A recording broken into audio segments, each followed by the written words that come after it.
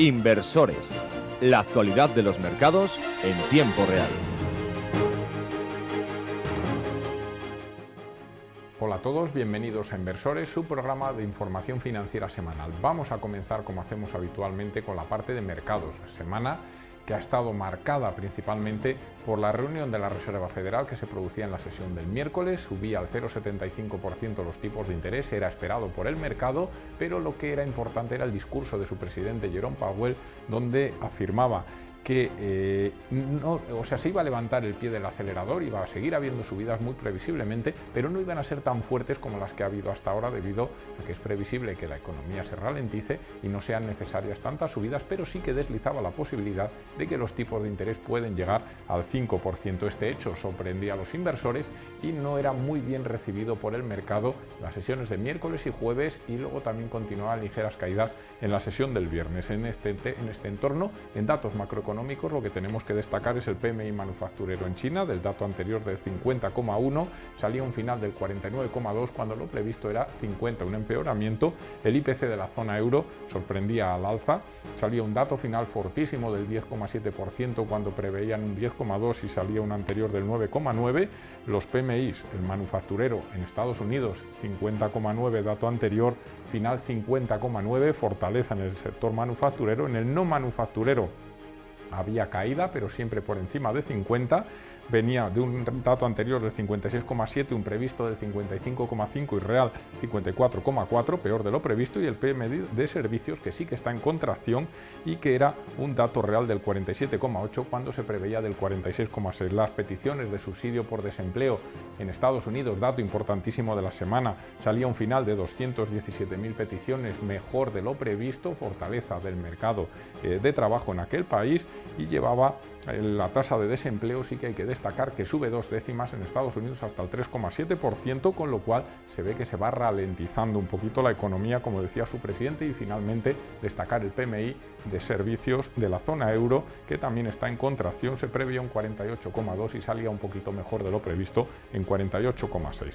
En este entorno lo que vamos a ver es que han hecho los cierres en el acumulado semanal. Frankfurt subía el 1,66%, París el 2,29%, Londres subía el 4,02%, el IBEX 35 Madrid subía el 0,33% y acababa en 7.942,7 puntos. Estados Unidos se dejaba el 3,95% en el acumulado semanal el S&P 500 y el Nikkei japonés subía el 0,35%. En el mercado de divisas, el euro dólar se iba a niveles de 0,992 unidades, el euro yen en 145,9 unidades y el euro libra en 0,8767. En el mercado de bonos, subida de las rentabilidades, por lo tanto bajada de precios en los bonos. Alemania se iba al 2,28%, España al 3,39%, Estados Unidos al 4,16%.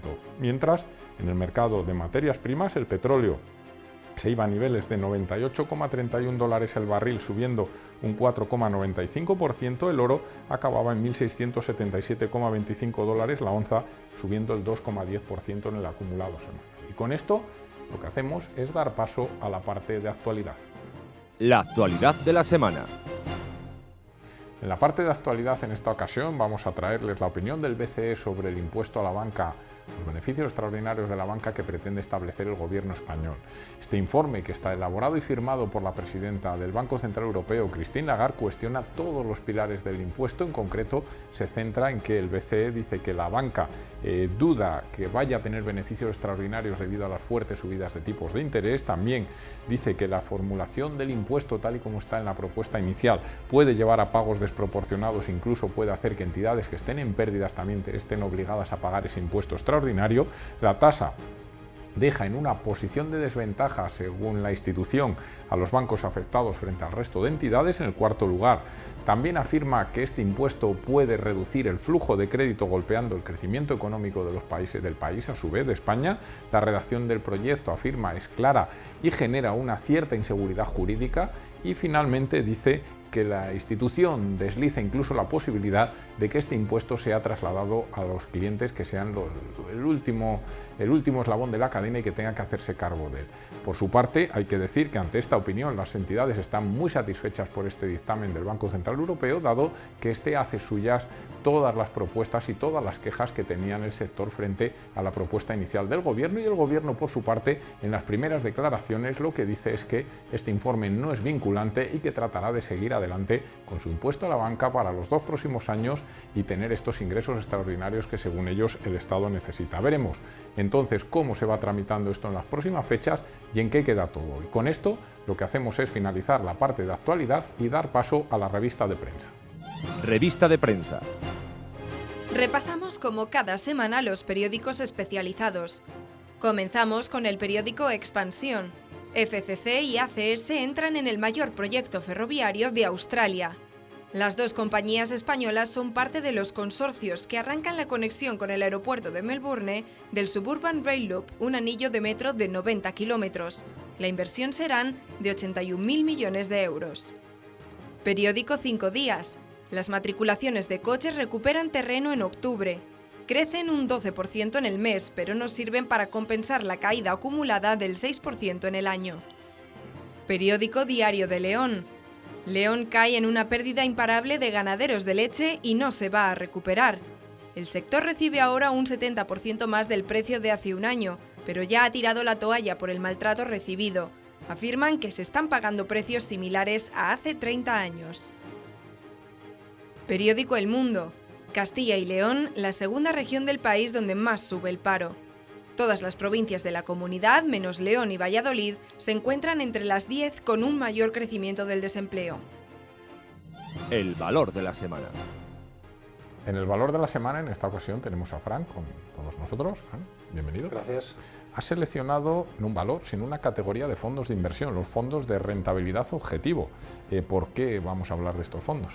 Bueno, hemos elegido estos fondos de rentabilidad objetivo, en concreto vamos a hablar de algunos de forma específica por el momento, el entorno en el que estamos viviendo de subidas de tipos de interés que buscan controlar la inflación y además en un año en el que los activos de renta variable lo están haciendo mal, pero también los activos de renta fija. Se abre, por tanto, una oportunidad para esos activos de renta fija, en este caso a través de unos fondos que vamos a explicar ahora mismo, y en concreto hemos elegido un par de ideas de fondos de rentabilidad objetivo que ha creado Anbank y que permite obtener unas rentabilidades atractivas siempre que las mantengamos hasta el final. ¿En qué consisten estos fondos? Bueno, se trata de 2 fondos en concreto, 2 fondos que tienen un vencimiento definido, iniciándose en estas 3 semanas del mes de noviembre y con unas fechas concretas de vencimiento que son abril del 2026 y abril del 2027. Son 2 fondos que compran bonos, compran renta fija, por tanto, para poder aprovecharse de eso que comentábamos al inicio, y tanto si son a 3 años y medio como a 4 años y medio, como puede ser el segundo de los casos, tenemos unos fondos que tienen un objetivo claro de comprar y mantener. Por eso se habla de fondos de una categoría buy and hold, que lo que perseguimos es, una vez que los tenemos, aguantar hasta que la fecha haya finalizado. De esta manera lo que hacemos es tener una cartera diversificada, puesto que invierten en una variedad de activos, en este caso activos de renta fija, tanto por países como por emisores o por sectores, lo que busca es reducir al máximo el riesgo del fondo. De esta forma también, para la gestión, se van a reinvertir los cupones que pagan esas emisiones de renta fija y además se vigilará si fuera necesario realizar ajustes en la cartera. ¿Por qué este tipo de fondos en este momento? Bueno, yo creo que todos, pero principalmente los expertos, están de acuerdo en que estamos en un buen punto de entrada para este tipo de activos, como decíamos, por ese momento de subida de tipos de interés, algo que no veíamos desde hace bastante tiempo, y además en un momento de diferenciales de crédito que están en un nivel, digamos que óptimo para la construcción de estos productos.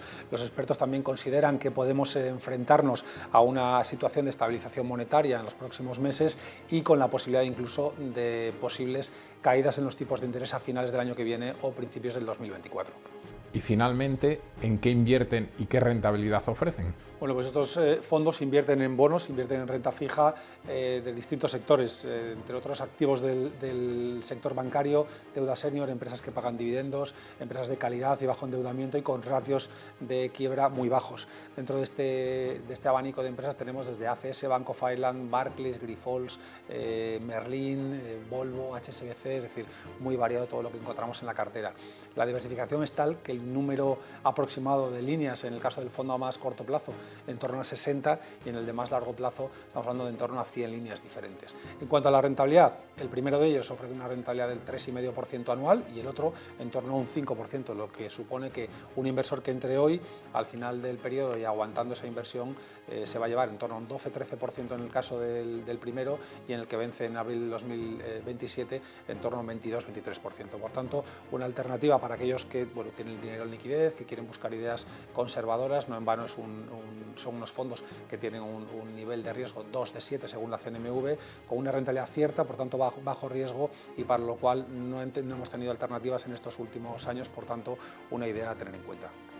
Pues muy interesante, muchas gracias, Fran, por tu aportación al programa, y con esto lo que hacemos ahora mismo es dar paso a la agenda financiera de la próxima semana, que será la segunda semana del mes de noviembre. En la que destacamos el lunes balanza comercial China y producción industrial de Alemania. El martes, ventas minoristas de la zona euro. El miércoles, IPC en China e inventarios de petróleo crudo de la Agencia Internacional de la Energía. El jueves, IPC en Estados Unidos y nuevas peticiones de subsidio por desempleo en Estados Unidos.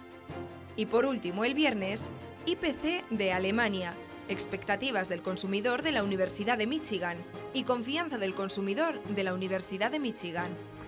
Esto es todo en esta ocasión, no tenemos más que recordarles que pueden seguirnos en la red www.elinversorinquieto.es. Un saludo a todos y hasta dentro de 7 días.